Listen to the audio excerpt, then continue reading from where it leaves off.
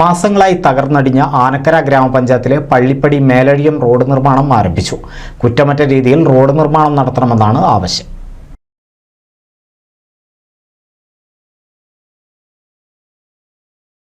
ദേശീയപാത നിർമ്മാണത്തിനായി ഭാരമേറിയ വാഹനങ്ങളിൽ മണ്ണ് കൊണ്ടുപോയതുമൂലം ആനക്കര ഗ്രാമപഞ്ചായത്തിലെ മേലഴിയം പള്ളിപ്പടി റോഡ് തകർച്ചയിലേക്ക് വഴിവെച്ചെന്നായിരുന്നു നാട്ടുകാരുടെ പരാതി.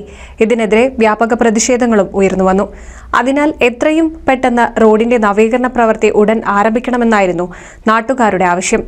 തുടർന്നാണ് കുന്നിടിച്ച് ഹൈവേ നിർമ്മാണത്തിനായി മണ്ണെടുത്ത കമ്പനി അധികൃതരുമായി ആനക്കര പഞ്ചായത്ത് ഭരണസമിതി കൂടിയാലോചന നടത്തിയത്.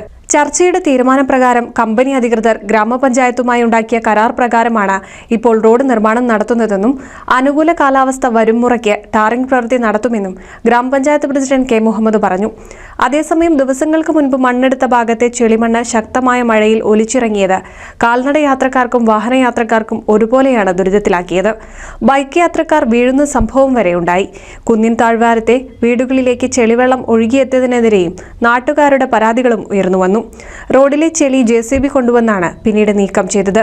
അതേസമയം മഴ ശക്തമായാൽ മണ്ണെടുത്ത ഭാഗത്തെ ചെളിവെള്ളം വീണ്ടും കുത്തിയൊലിച്ചു വരുമോ എന്ന ആശങ്കയോടൊപ്പം നിലവിലെ റോഡ് നിർമ്മാണം കുറ്റമറ്റ രീതിയിലാക്കണമെന്നും നാട്ടുകാർ ആവശ്യപ്പെട്ടു.